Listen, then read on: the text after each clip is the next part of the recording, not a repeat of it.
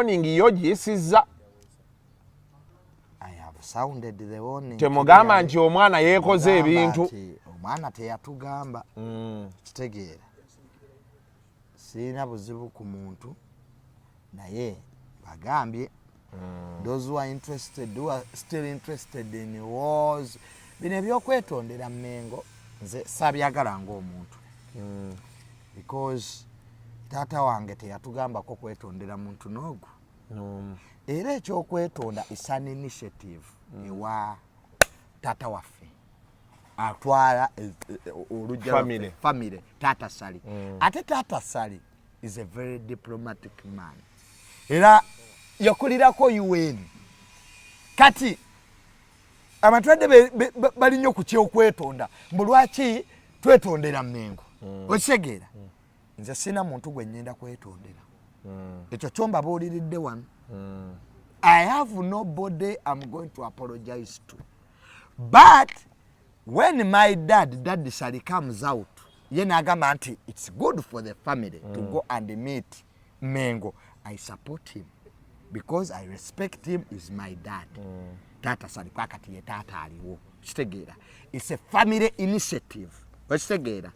So much as you don't support me much as I don't support it, kyekiriwo kati because he's a key decision maker. Taata Sali ne bwakati fenna tugende. Of course nga sikyagala will be there because I'm part of the family. Naye nze junior.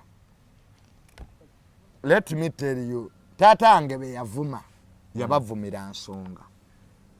Join us on the 7th Pan-African Pyramid Global Awards 2024 and 10th Anniversary Bonfire Dinner, recognizing and awarding Pan-Africanists who selflessly fought and defended the rights and freedoms of the black race globally. On 31st August 2024 at Fairway Hotel from 3 p.m. Dress code, strictly traditional or African wear. Theme, Pan-Africanism plus environmentalism equals to humanism. Book your dinner card now. Table for 6, 3 million. Platinum, 1 million. Gold, 500K. Silver, 400K. Bronze, 150K.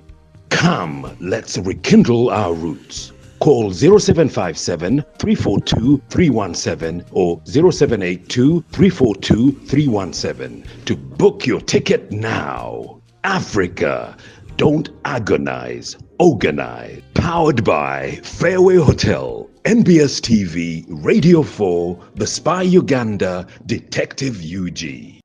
We all need light in this life, and at Lighting City, we make sure we light up your world in the way that you deserve, with the widest range of classy and unique selection from all over the world, with our customized products like Lighting City chandeliers, wall lights, Lighting City outdoor lights, spotlights and strip lights, bedside lamps, floor lights and garden lights. We also deal in electrical items like switches, electrical cables, and so much more. Find us in Kampala, 5th Street, Industrial Area, Chinese Business Hotel, opposite Mosque. Lighting City, the 21st century electrical and lighting store.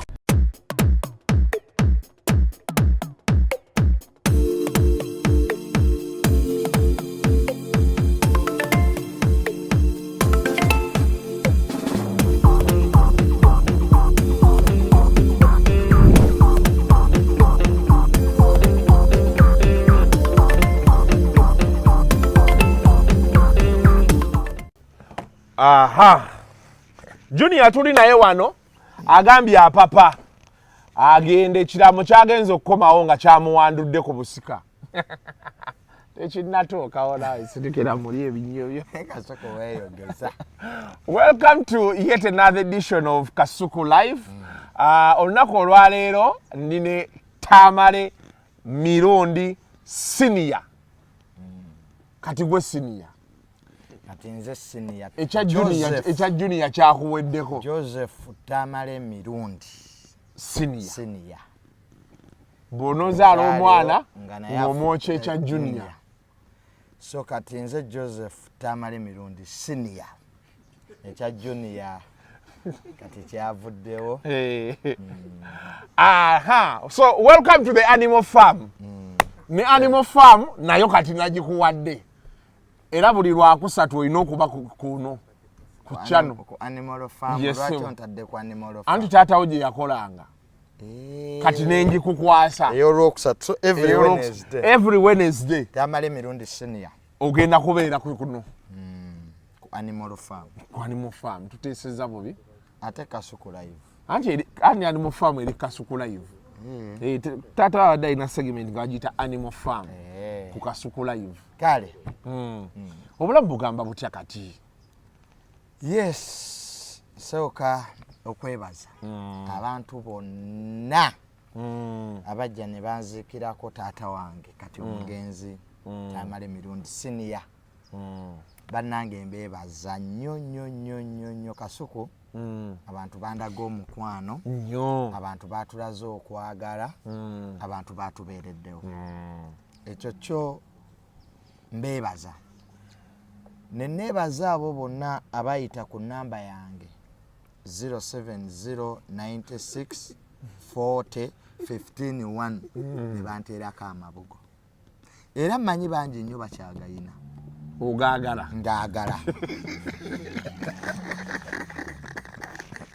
Okitegedde? Kubanga nategedde wayinza okubaawo bamulekwa bapulandi mulekwa abaagala okuyingira mu famire.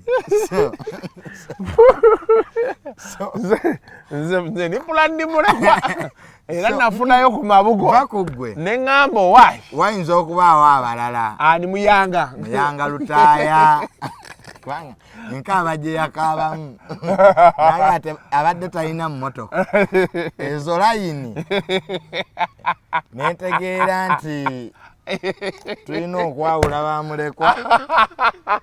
So ennamba yange eri 070964015 tolekanira mu ssimu yange abantu aleme jjuulira.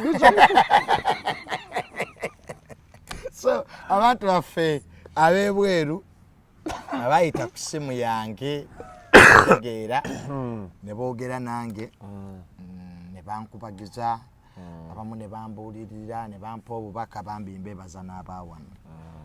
So ye ennamba yange k'osobola okuyita ne tubaako bye tukola ki ne tubaako bye tunyumya kubanga taata nga badde alina abantu bangi nnyo. So ekyo twabalaba mu kyalo mu kuziika. Ekyokubiri ne bazannyo aba gavumenti aba opposition pulezidenti ne ttiimu yonna kubanga sisobola bamenya wano nja kwerabirayo abamu. So muzeeyi bamuwa state funeral bamuziika mu kitiibwa ate abava olwo bamujjanjaba okuva we yalwala byonna baabikola bamujjanjaba ate nemukufa ne bamuwa buli kimu. Bakojja kimbo waabo bonna nabalaba. So nenebaza nnyo ttiimu yaffe ey'amawulire bafushaloomu bafrank Antambi Kasuku live bwebale nnyo okuyimirirawo Sendi Jekin Ziba n'abamawulire bonna media houses kuva tatange we yafa abamawulire bonna baaliwo buteeyawo. Naye abantu bakoze ssente mu kufa kwa taatawo. Views zokka. Nze views taatawo yazimpa mu bulamu ne mu kufa. Bakoze sente which is okay because Mwami Tamale abadde omu kubasinga okuwa emirimu ku internet. Mwami Tamale azimbye YouTube, azimbye emikutu, azimbye ama-TV ku internet. So mu byempuliziganya abadde muntu w'amaanyi. Era kinkuba ennaku kinkwasa ennaku okuba nti emikutu egimu gye yazimba ate abamuvoola n'abavuma famire ye kati kubasinziira. Kinkwasa ennaku nti abasinga obungi ab'amawulire bano aba YouTube babadde bakwatagana naye. Naye ebimu obawulira boogera basukka we balina okukoma. Ebimu nga mutabani we nze alina okubyogera. Si bo kitegeera omuntu najja n'ayogera ku abana abamu ba myaka 3 gye balabidde Mwami Tamale, abamu ba myaka 2, abamu bakoze naye emyezi. Naye bwe mbadde neetegereza nendabanga ebimu balimba. Kakati kankubuulire Mwami Tamale ensigo ebadde etamanyi. Mwami Tamale ekisooka badde ayagala nnyo abaana be. Kintu kyabadde asinga okwagala. Abadde ayagala nnyo abaana be. Nga bwadde ewaka abeera taata. Nze Kasuku, you can testify. Ne bwe tubadde nga tuyomba ne taata wange, ne bwe tubadde nga tuli mu ssanyu, kubanga nze Mwami Tamale abadde muganda wange, abadde mukwano gwange, ate abadde taata wange. Nze nga Mwami Tamale erinnya eritamuva mu kamwa ye Junior. Junior aliwa? Junior. Era ne mu ddwaliro ojja kubuulira abantu abajja okumulaba twabeerangawo nnyo. Kubanga ali yeetaaga abantu balina okunyumya nabo. Actually bwe yafa ku Lwokubiri ku Saturday yakeera kunkubira kyatakolangako n'aŋŋamba Junior nkwetaaga. Namalawo olunaku lulamba ne muteerako abo abantu b'ekiteeza abaafa. Naye okufa kwe kwabadde abruptly kwanneewuunyisizza nange kubanga ffe ababadde bamujjanjaba twali tetusuubira nti n'abamulabako because the man was improving. Era nga tuuza bagenda natukola ki? Na kumusiibula. But it happened so abruptly. Kyatuukawo mangu.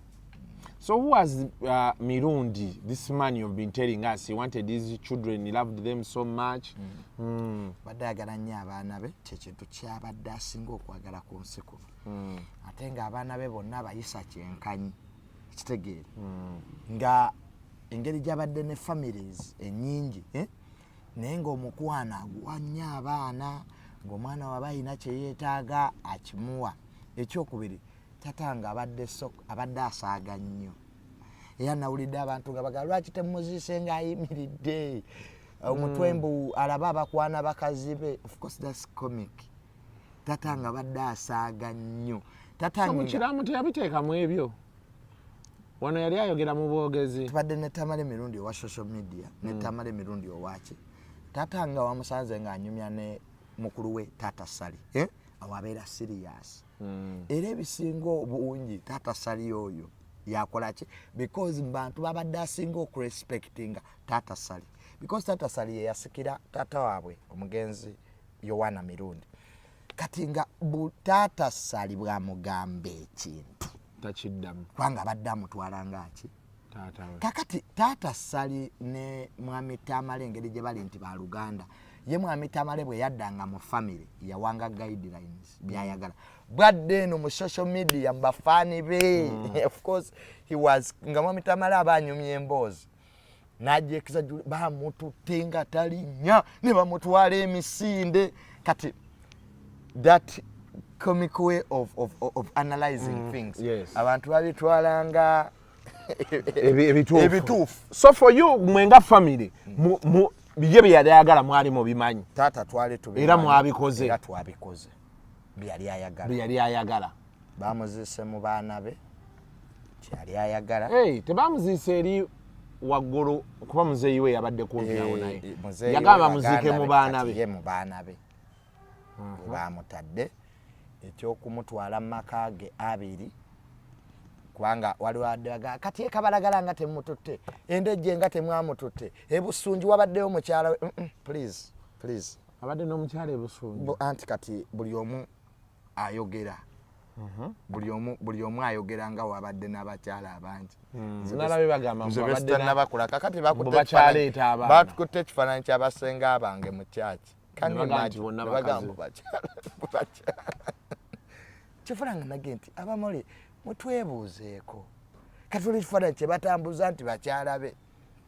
So kye yali yayagala ezana n'ekyengera amaka ge agali official agendeyo twakikola. Kitegeera. Twamusabira mu church. Daddy abadde ayagala nnyo Obukatuliki. Era ffe family yaffe ffenna yatukuza mu ddiini. Nze maama wange Mukatuliki nnyo nti n'emmisa abafaada baziteeka waka. Kati yali yatukuliza mu ddiini ng'era sapule ye temuvaaki. Leave alone these people who are judging. Beddiini bagiraba bulala. Eddiini bikolwa bya muntu. Si kubeera mu church kusiba mu church. I don't know why people misinterpret religion. Kasuku abantu bangi bakeera ku church ne basaba naye ng'ebikolwa byabwe si bya butuukirivu. Mwami Tamale adefenders Obukatuliki. mwami Tamale azimbye church olabye church gye twamutwalamu yagisondera essente mwami Tamale ayambye abafaza nze si nekukozeeka abafaza bajja so kakati abadde mukatuliki nyera twamutwala ne bakola ki ne bamusabira abakatuliki kati nempulirawo oluvuuvuumo bo bano baaganye omusabira bali baaganye omusabira ffe twali twagala ekintu kimu asabirwe era yasabirwa mu church. That's what we wanted. Agende mu church bamusabire mu ngeri y'ekikatuliki eyaffe gye tukkirizamu kati the rest was background noise. It was nonsense. It wasn't necessary. Wekitegedde kyegambye kyali tekyetaagisa walala. He went to Bunnamwaya ne bamusabira kati ne tujja ekyengera abantu banga misa etandika ddi. I didn't have that program. Sagikolako ey'okumusabirako ekyengera ko eri baali bamusabidde. So enewe kyengera it was speech. Neri wansi era tebamusabira. Ntegeera speech. So kati ekyo ne kijjawo bana bagamba babafaza baagaana okumusabira. Catholic Church government ekola streamlined. Bw'ogenda mu church Bunnamwaya ne bakusabira bali abalala ne bagaana kiba tekikola nnyo sense because for us what we wanted happened. Yes. Kitegeera kwate eri faaza alaba Katonda kakati faaza ono bw'ajja n'alaba Katonda yakubidde Katonda essimu. So bonna abafaaza n'ebitambiro by'emmisa byenkanankana. So kati abantu balina ebibuuzo bya mirundi ng'esatu. Waliwo ababadde bagaa nti kati maama wo asigadde atya baadde beepika maama wo muto akyatiba butibi baati nga batandise naye mbaga junior be naamulaba mwajja bbawa ababuulire ekiddako. Waliwo abantu bangi aboogedde ebyekisiru awo obedda wenninda awo ate Kasuku bw'ofiirwa taata okula kati ndi taata nze Tamale Mirundi senior yes aliwo osigere yes sir. Kati waliwo ebintu bye sitagenda kuddamu kukola era buli ali eyo ngalooza nti nyenda kuvuma junior nanga nvume kati wali mbadde junior kati oli senior. Kati ndi senior. Kasuku nina ebintu ebikulu ebyokulowoozaako. I have an estate to run. Nina abaana baganda bange ab'okulabirira. Waliwo ekiwala kye nalabye Nina kikaaba. abanene ku ssimu yange eno benjogereziganya nabo kuba waliwo ebikulu. Kasuku nina olukiiko ne president gye bujjako awo. So please, I'm too busy. Kamba kwase muganda wange Shalom Gogendo muto wange ne Professor Ntambi engeri kati nabo gye bali nti bayingira family yaffe bato bange. So effective Sunday national address kubanga Shalom Ntambi tukuwadde Professor Ntambi ne Shalom ngawe baga nti ebyapa nga president yakwata ebyapa n'abiwa Mmengo nange obuvunanyizibwa obw'okudealinga with the idiots obukwasiza male okwogera ne ba intellectuals kwanga mubafiiriddwa oba ne mubalumiddwa tulina abakungubazi ba mirundi ebiri wabaddewo abagwagwa abasiru abatoletole omutakobuza junior ogenda kuzzaako ki ngaddi ekyokuzzaako wekyambula obanga ddiro wamugamba nti kati kino kyenzizaako weebale nnyo omugenzi ekyokuzzaako yakiŋŋamba era okimanyi eno embeera twagyetegekera omugenzi yantraininga maze ku social media emyaka 5 kubanga yategeera nti waliwo olunaku lwatajja kubaawo nga nze nkola ki that's why I'm here kati bwnga nti nzizaako ki You see, people, they don't want transition. But they don't think that change will come. Kasuku okufa kyateekwa. Era ne those idiots kambabulire, we are all going to die. Death is a process of life. just lwokwa tekikola ki tekimanyirika. Kakati gwe ekibuuzo kyenkubuuza ndaba bw'ova mu bulamu bw'ensi eno kati abaana bo basigalawa. Abazze wa mwami Tamale bayinza okujja ewo. That's the biggest question. You can talk whatever you want, but understand in your head that death is a process of life.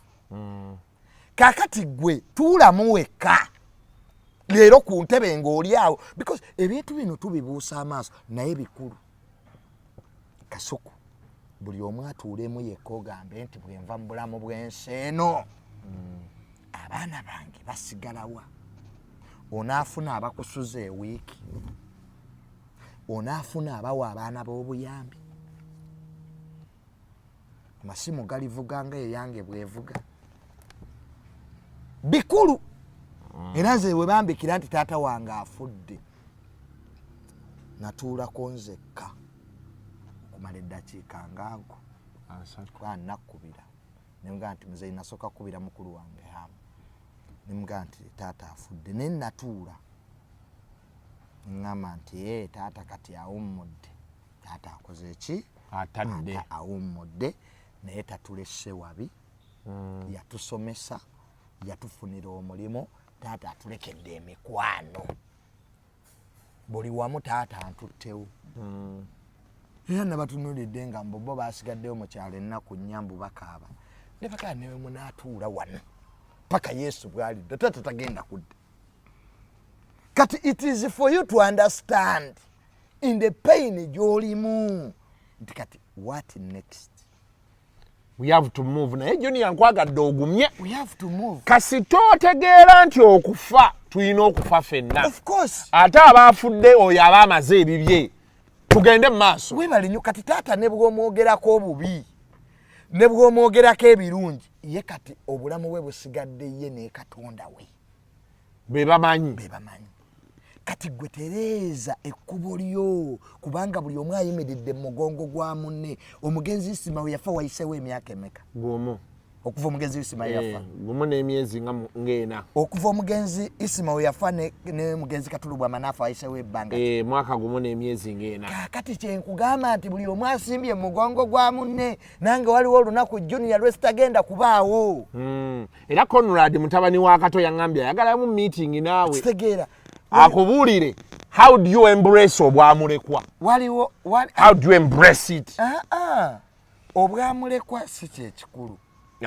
Mukitegeera. Because buli omu agenda kubaako mulekwa. Faamu era tuli bamu. Era abamu baakola ki? So welcome to the club. Mukitegeera.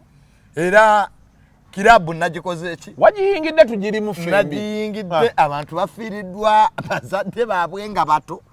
Ne bamalako n'ensi. Kati ze Junior. Kati mu grupu yaffe akyajjudde yentambi. Taata we ne maama we gye bali. Shalom taata we gyali. Taata we gyali.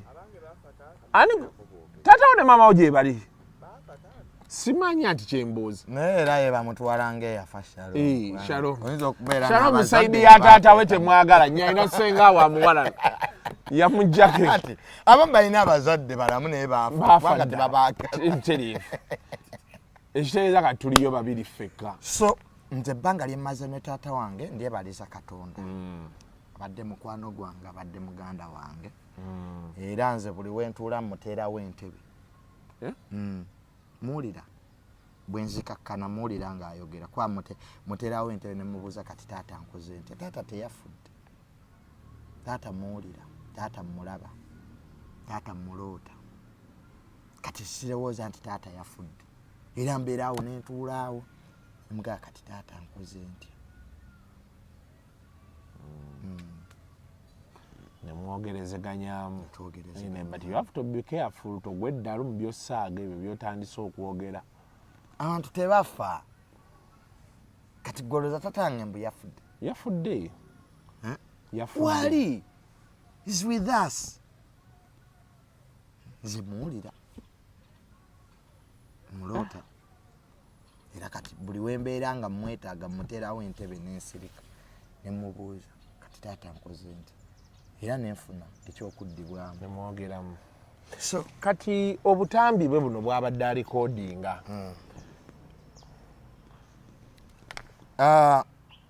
abantu b'ebweru abo eyo namba gye mbawadde nakoze WhatsApp group bagita Friends of Mirundi nga tonnanteeka Friends of Mirundi ngenda kuteeka mu se oba kati nzo ojja kunteeka mu my blazer ati kakati muzeeyi wajja mu ddwaliro taata yakunkwasa era taata we yakunkwasa anti taata yankwasa gwe yes please we wajja mu nangamba oversee that gentleman nyera n'abeebaza kati nakye nsobola okukola nga sikwebuuzizaako Junior siina kye ngenda kukola nze teeka kiraamo kya mugenzi mu nkola kubanga bwe statement nene nnyo ogenda kunvumya abaana abo ati bwe nali bagamba luli nti nze nakugamba nga obavume bwe nali mu ddwaliro taatange yaŋŋamba Kasuku omwana wange ki yoyo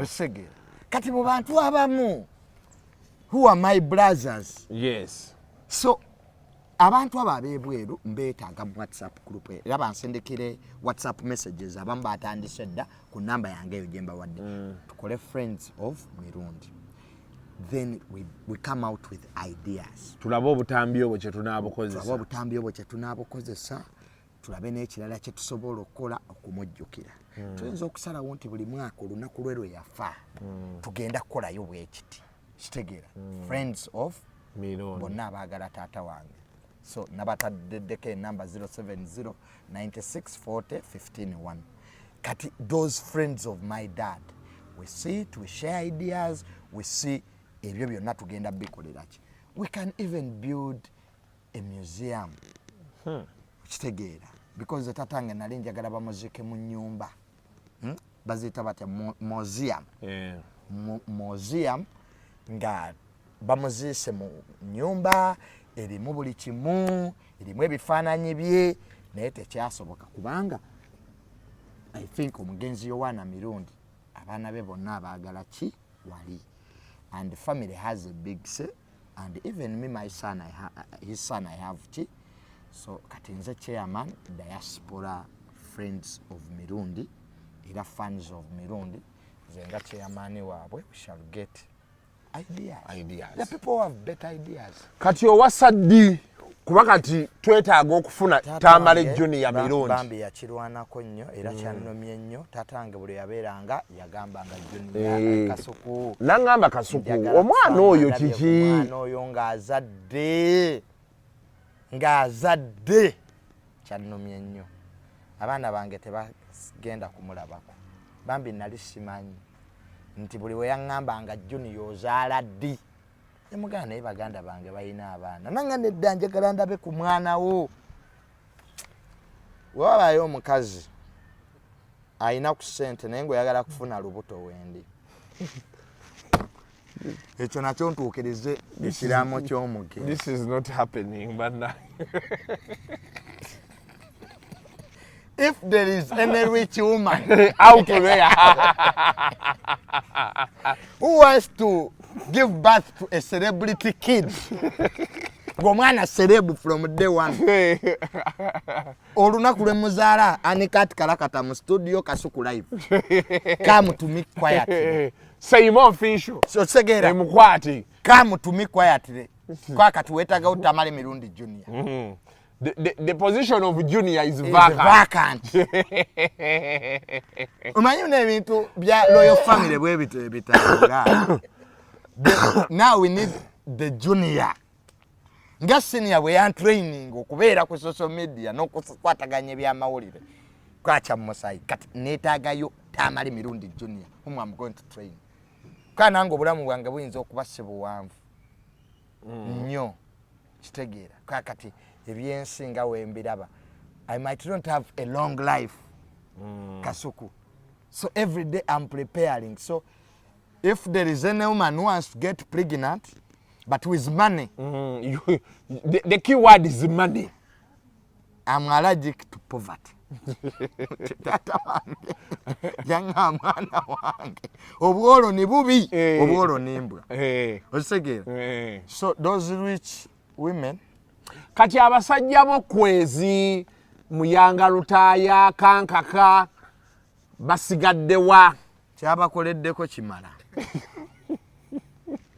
toyinza kufuna muntu nga mulamu n'omufunamu nga mugenzi ate ne mu after death n'oyagala omufunemu hypocrisy so nkimanyi mwafiiriddwa nnyo naye kyekiseera buli mbuzi edde ku nkondo yaayo ate abamu kye baagala okukola mbu kati baagala kuyingirira family affairs zaffe omusika yaani alina abaana bameka nja kubasiba nafunye balooya. There is nobody who is going to be used to say things concerning my family ebitali bituufu. There you will go to prison. Mutulekenga family tukungubage mirembe. Kyonna kye mwagala okumanya, I'm around Tata Saliwali. The door is open.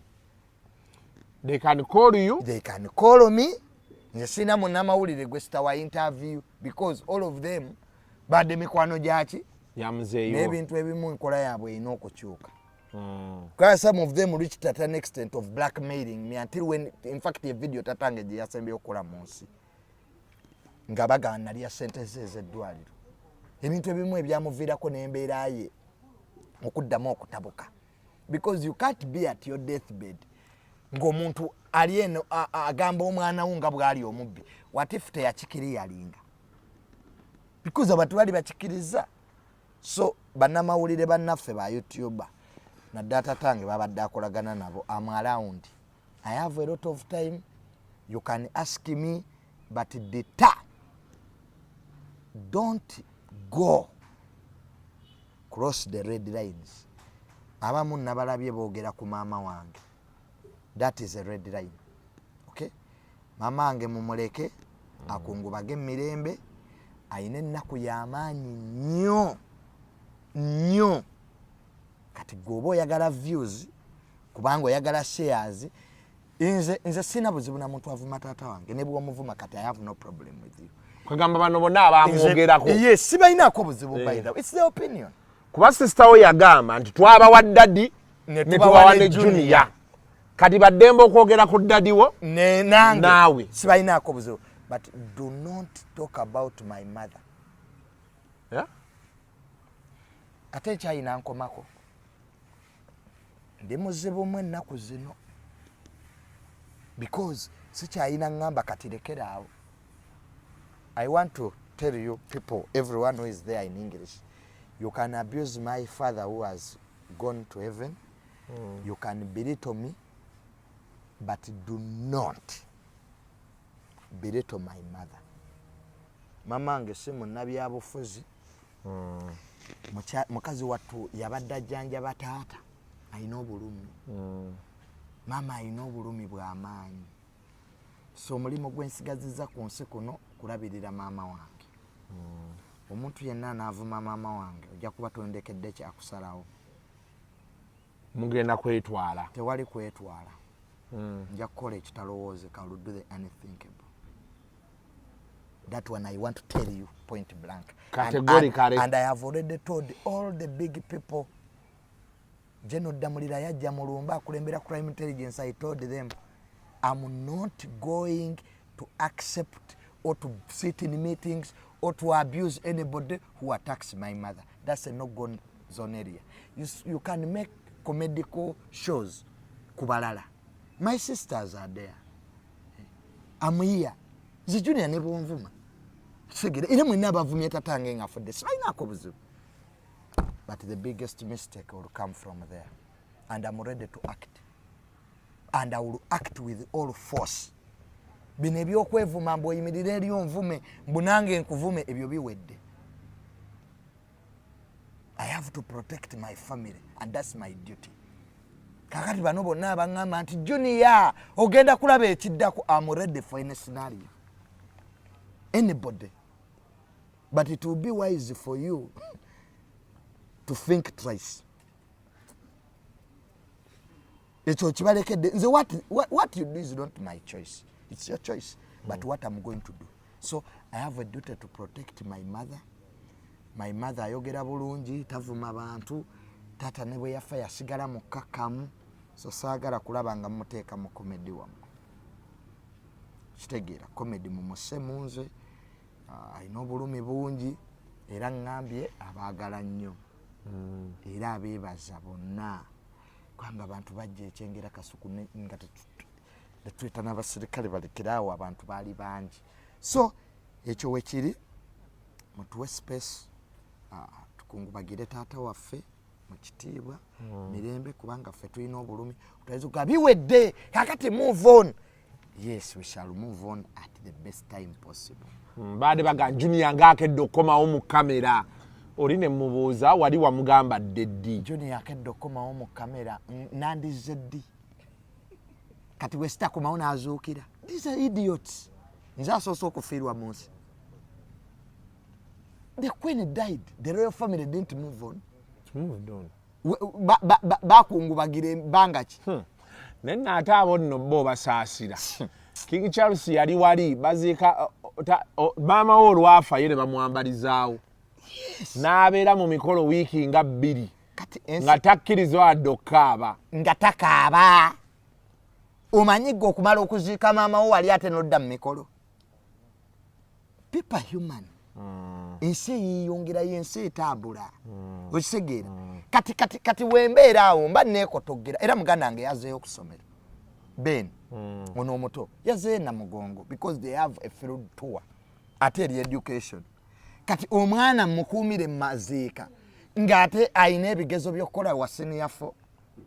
Kati awo mba mwagaliza oba mba mukotogera. Kyovulanga nti twakuze. Decision ezimu are painful but we have to do them. Tujja kubeerawo n'abaagala taata. Ababadde baagala taata mu bulamu era naffe bajja twagala. Era bonna abanvuma abo tebaagalangako mwami Tamale. Tosobola kubanga toyagala taata w'omwana ate n'oyagala omwana. Era abavuma General Muhoozi tebaagalangako President Museveni. Bakulimba. Luli lugoye lumu. Tosobola kwambala kanzu. N'ogamba mbu ate kakati ekanzu eno ey'okwanjula ate ne kanzu y'abasiraamu kati nze njagalako eno. Waliwo ebintu nga bifaanagana. Nze bwondaba olabira ddala senior mwennyini. A photocopy. Kakati ekyo nakyo nkijjeewo balinayo ekibuuzo ekirala. Bibadde byebyo. So we shall move on. We shall continue in our pain to move on. I'm now getting proposals from abo bonna abantu abali because I have to talk to them, his friends. Batasobola kuziika bankubira wano. We come with better ideas on how, because by ideas imperative and nebaza nnyo bonna nebaza nnyo hamu. Haji omunebalize Haji Hamisi nebaza nnyo mukulu wange. Ffe twali ne Haji Yasini. Ne Haji Yasini watukola ebintu. Omusajja nansuubiza n'emmotoka. Yaginsuubiza. Haji akusuubiza. Nze eri gye nvuga nti be baagigula. Mukulu wange Hamu yayangulira emmotoka. Okitegera. So Hamu ayagadde taata. Nze banne nali sikiraba ngo Hamisi nga taata wajja ava mu ntebe n'afuluma office. So nga talina kyayagala.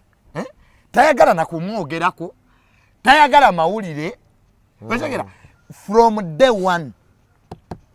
Era baba Hamu Allah kwekyo singo okwagala ne baba Yasini. Mwebale kwagala taata. Mwebale kuwesa taata kitiibwa. Taata bwe yalwala Hamu gwe nasooka okukubira yasooka okupa sente zetwala taata mu ddwaliro. Era taata abadde talina lunaku mu ddwaliro lwatakubakubira. Abadde ayogera nnyo ne baba Yasini. Bannange tewaliyo muntu mu ddwaliro gwakubidde nga baba Yasini. Era nga buli wenzijja mpa Yasini. Eddagala likyaliwo. Abantu abo batulaze omukwano. Abantu abo balaze tata. Ne mu video tata gye yasembayo okulanga mulamu yayogera ku Hamu. Nagamba nti ya Junior mukulu we Hamu amwagala nnyo. Ate Hamu bonna baganda bange abagala. Hamu yatuwa amaduuka. Naga baganda bange bino ebizimbe byaffe. Lwaki mugenda mupangisa amaduuka ku byabalala nga tuyina? so naawe waba yakusuubiza emmotoka ajja kugikuwa yaginsuubiza Jenkins ne Sendi ne bagirwanisa naye ng'omusajja amaze okugamba nga balinnya mu lusekero kuba ayina gy'aleeta 2024 Range Rover etuuka ku Saturday kati guno omwezi nagumuwadde guggweko ate nkimeeri EV electronic vehicle sport nagula eno Lexus kasoko nagula eno emmotoka efaanana eyo nga nkopa nkola z'abagagga naye kati ate nena ate ogindeseemu anti kati ate ŋŋenda mweri kati nze nkoze ntya kati gwe sigala mweno ŋŋenda mweri eno ngitunda ate mbeeko ettaka lye nalabye wali erijja mu ssente zeyo emmotoka ogule era baaba Yasiini kati gondwisizza yafuuse waliwo ettaka wano nga we bagenda oteeka KFC wano ku mbuzi batunda value y'ettaka eryo ye ssente ziri mu mmotoka yange badde njagala onkoleko mangu nzire mweno gye wampadde ate eno ngitunde engula ettaka lino wano eriri awo bayo oluseke ngate mathematics mumuyitiddemu mangu wano aleme kulwawo emmotoka ginyanguyirize ogimpe nze baŋŋamba genda oba Allah abeera mulaba mu bondi naawe ne baŋŋa genda olondeke butereevu kanneebaze bantu bano basatu organizing committee eyakulidde akakiiko akaziika taata ne mu bujjanjabi Mwami Kirunda Faruku ono wa president's office State House wa president Kirunda omukyala omu ku bakyala 8 abali eyo abandaba ali mu katyabaga k'okufuna kookolo w'amabeere gwe naawe n'omwagalwawo ne bannyinaabo bali mu katyabaga k'obulwadde buno kyazuulibwa nti ebitundu 56 ku buli 100 eby'abakyala bafa kookolo abasinga bafudde kookolo w'amabeere Faba Eric Cancer Initiative tuvuddeyo okubangula abakyala nga bakozesa okwekebera ewaka ebbeere lyabwe nga bazuula obubonero amangu obusobola okuteeka mu katyabaga k'okufuna kookolo w'amabeere obadde okimanyi nti osobola okikola ng'oli wakaawo okunyiga ebbeere n'ozuula akayinja kalirimu amasira agavaamu oba sayizi eba ekyuse ekisobola okukuteeka mu katyabaga k'okufuna kookolo okuzuula amangu kitaasa obulamu bwo twegatteko ng'okuba ku ssimu yaffe wansi tukusomese tukubangula steps ezisobola okutaasa obulamu bwo weewaawo n'okutugoberera ku mitimbagano gya Facebook, Instagram ne Twitter okufuna information ekwatagana ku bulwadde buno.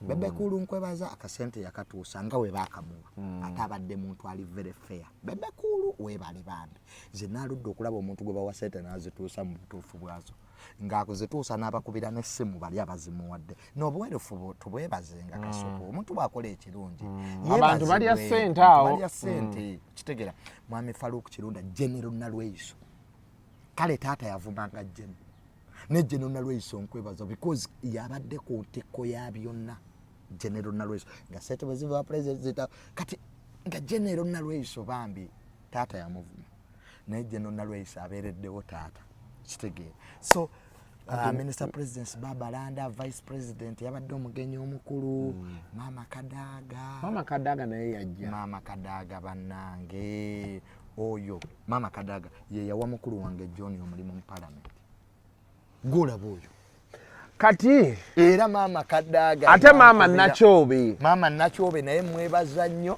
Nachobe yali chali wa Mirundi mu State House ye muntu annumye endowooza mu bulamu kuba yali yaŋŋamba njaga bebamuwa okubeera mu Ministry of Works eri mu public service naye njagala nkutwala olaba omukyalo oyo kasoko buli omu yakusuubiza ngamba muzeeyi wo mbadde manyi nti Mama Nachobe simulaba simu meetingangako Mama Nachobe essaawa yonna tujja ne kasoko omuntu gwe namiitingako yali General Nalweyiso era General Nalweyiso yampanga ku ssente naye bino ebivumu ebiyitingana ngamba kampumula omwana oyo ne muzeeyi we bebavuma naye nga General Nalweyiso soko omunebalize General Nalweyiso tweyanza nnyo tweyanzeege ate General Nalweyiso era ajja kumpaayoko interview alina interview zaakola ennungi buli mwezi bampaayo akantu nobaliraawo yes osanga yanantuusa ate ew'omukulu ne tukola interview n'omukulu nedda nga tugenda okulaba omukulu general oba emanyi bamulekwa kati mujja kuba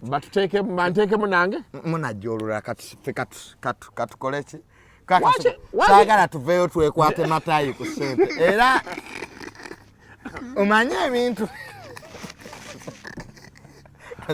General Raiso abeera sister wange abeera oba senga wange kuba tuli walugave kati olwonyikiza mirandira meeting yetwala bano laba president nange nteekamu banyigemu nga mulekwa nze nebe nasigala naye eno General Raiso nga tunyumya ebyaffe ebyolugave betwejjukanya nanjo tyatyanyo kyesaayo wati obulamu tumutambuliza mu kwokya bino ebisigadde abagala byogera babyogere bread tastes different so osobola okunziza ku saidi waliwo abatuvumye mbu baba Yasini yaleese amabugo mu kaveera mbu mamange n'abuuza mmeka ezo yabuuzizza kumanya muwendo kubanga bambi esete babadde bazituwa naye nga n'abazitubbako we bali govanga abanayenze nze byamazika nadde simanyi nti ababbi nze kasuku ovanga kweyaka ne sente mu nsawo n'ozuuka nga teziri abadde akaaba akulyoko sente azitutte so kibi twabadde buli omu omubuuza aleese mmeka tusobole okukola ki okumanya okufuna accountability entuufu naye nga bambi best asobodde kwebaza it will be next time. I thank everybody. Yes. Kojja Kimbo wayasasudde. Yasasudde. Sasula omwenge. Kojja Kimbo wayakola. Naleta live band. Kojja Kimbo. Nina mambi omwami oba wa DMS records. Yali yangamba alina abavubuka abayimba ku mikolo egyo ne muwe namba yo simayo bayakubira ngambye alina kwaya bagenda yimbira bwerere nasanga nkwataganye nasanga bambi nkwataganye nenga bambi kitalo nnyo tata tumusabire kati yetaga sala simaziga naffe mutusabire naye kikulu kya byonna kyensinza okwagala you are back on your feet omanyi waliyo saying egamba regardless we move kandi n'obuvunanyizibwa bungi family erina okutambula kati nze taata kati gwe taata kati nange ate bwe neekubagiza n'enkaaba banaagumira kwani nkitegeera so mama nga neetaaga nnyo saawa eno naye warning yo giyisizza I have sounded the warning temugamba nti omwana yeekoze ebintu omwana teyatugamba kitegeera sirina buzibu ku muntu naye bagambye those who are interested, who are still interested in wars bino ebyokwetondera mmengo nze sabyagala ng'omuntu because taata wange teyatugambako kwetondera muntu n'ogu era ekyokwetonda is an initiative ewa taata waffe atwala olujja family Taata Sali ate Taata Sali is a very diplomatic man era yakulirako UN kati abatwadde bali nnyo ku kyokwetonda mbu lwaki twetondera mmengo okitegeera nze sina muntu gwe nnyenda kwetondera ekyo kyomba buuliridde wano I have nobody I'm going to apologize to but when my dad Sali comes out ye nagamba nti it's good for the family to go and meet Mengo I support him because I respect him is my dad Taata Sali kwakati ye taata aliwo kitegeera it's a family initiative kitegeera so much as you don't support me much as I don't support it kyekiriwo kati because he's a key decision maker Taata Sali ne bwaka ati fenna tugende of course nga sikyagala will be there because I'm part of the family naye nze junior let me tell you taata wange be yavuma yabavumira nsonga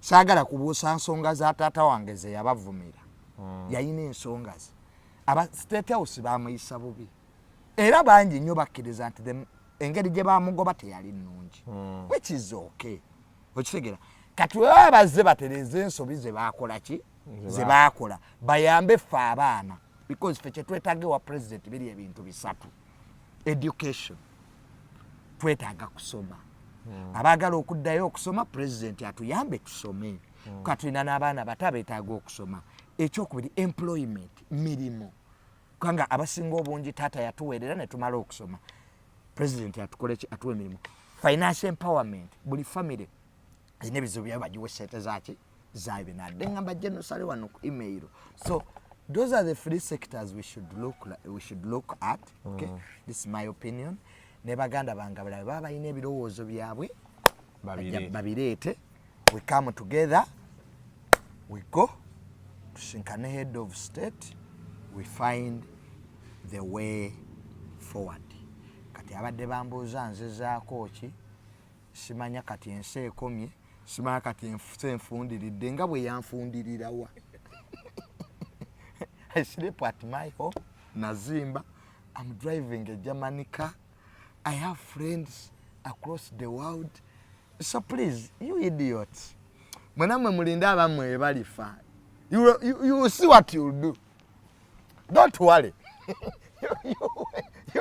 you wait you idiots but me I have no time I'm very busy balancing books sasura bino taking care of my young sisters so please I'm not interested in your stupidity and anybody who is out there think that the Tamale Mirundi Senior is going now to reply let us have a rest nafeka tuumulemu we shall return I will return at the last moment to handle them zotuli agenda kunnemerera kwandolinga I will handle them mu kiseera ekiki mu maaso until next time guys ekyo bedda kyenjagala owulira you must keep the fire burning. That is a given. Yes. You must keep the fire burning. Me son of Mirundi, grandson of how can Mboze Sirikens? I will come back at the right time. You don't worry. And you will face the fire. And you will face the wrath of the Titan. Mubere bulungi. Mweraba.